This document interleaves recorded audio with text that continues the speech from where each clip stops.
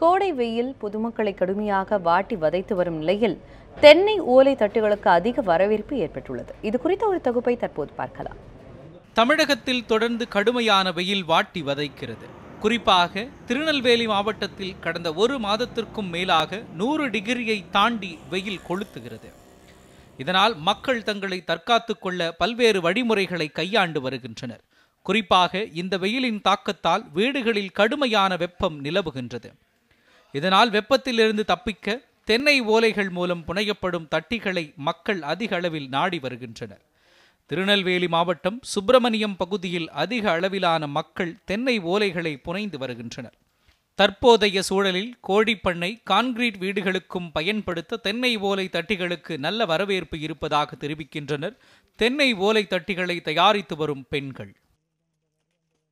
தண்ணி எடுத்துன்னு வந்து ஊற்றி அதை எல்லாருக்கும் கிழித்து எல்லாருக்கும் கொடுத்து பின்னுற கூலி கொடுத்து வண்டி கூலி கொடுத்து திரும்பி அவங்க எல்லாருமே எல்லா இடங்கள்லையும் கொஞ்சம் இடங்கள்ல எடுத்துகிட்டு போவாங்க. குளிர்ச்சியான ஓலை தான்.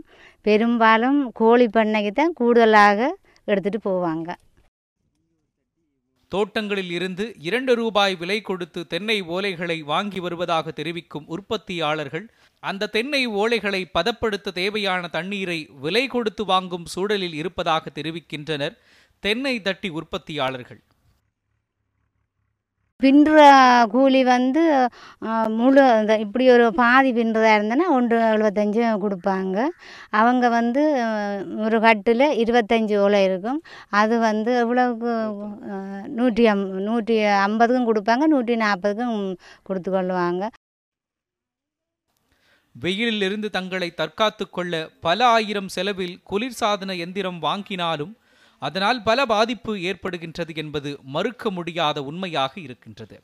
அதே சூழலில் இயற்கையின் கொடையான தென்னை பனை ஓலை தட்டிகள் பயன்படுத்துவதால் பல தினக்கூலி தொழிலாளர்கள் பயன்பெறுவதுடன் சுற்றுச்சூழலும் பாதிக்கப்படாது என்பது நிதர்சனமான உண்மை. Alvin, news 7 Tamil, Tirunelveli.